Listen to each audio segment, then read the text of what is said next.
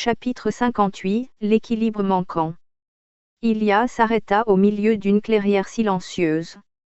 Autour de lui, les arbres s'élevaient, immobiles mais attentifs, laissant filtrer des rayons de soleil qui illuminaient la mousse et le sol jonché de feuilles. Il inspira profondément, sentant la terre respirer autour de lui. « Je ne suis pas juriste, pensa-t-il à voix basse. Je ne suis pas philosophe de formation. J'ai réparé des machines, j'ai connu le chômage, j'ai connu la colère, et j'ai connu l'injustice ordinaire, celle qui use sans faire de bruit. » Il fit quelques pas sur la mousse humide, chaque mouvement précis, comme pour dessiner dans l'air le cadre de sa réflexion. Punir les mauvaises actions est nécessaire. Sans sanction, il n'y a plus de cadre. L'impunité ne peut exister que dans 3 cas, l'anarchie, la guerre, ou quand le plus fort impose sa loi. Puis il leva les yeux vers la lumière filtrant à travers les branches, et laissa émerger la question qui lui brûlait l'esprit, mais pourquoi notre justice frappe-t-elle toujours, et n'encourage-t-elle jamais? Chaque mot semblait suspendu dans l'air frais de la clairière. Il observa les feuilles, les branches et les petits animaux qui s'activaient autour de lui. La déesse Turane, pensa-t-il, sait équilibrer chaque action par ses conséquences. Pourquoi l'Athénien ne pourrait-il pas faire de même?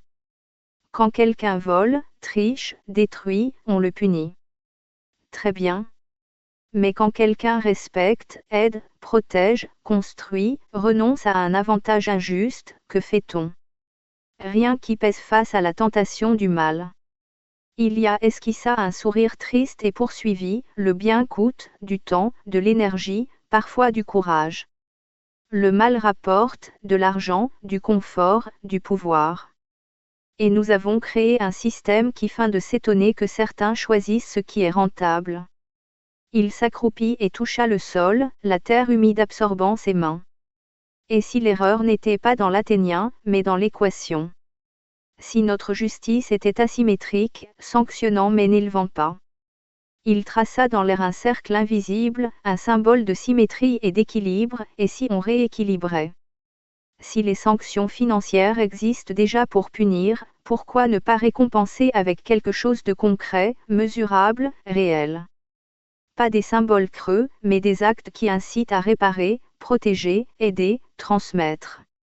Ilia se releva, la lumière caressant son visage, et conclut, les mauvais financeraient les bons.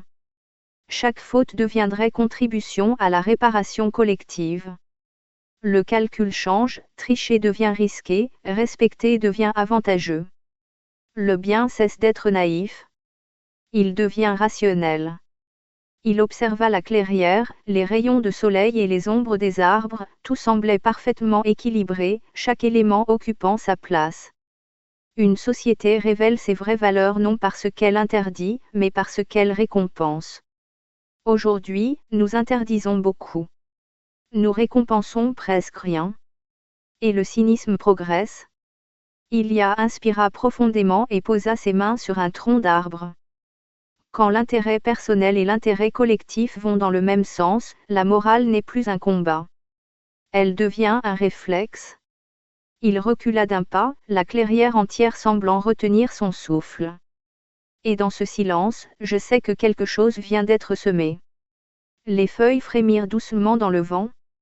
Pour la première fois, Ilia sentit que le terrain était prêt pour que la justice, la récompense et l'équilibre prennent racine, comme un écosystème où chaque action trouve sa place et son effet.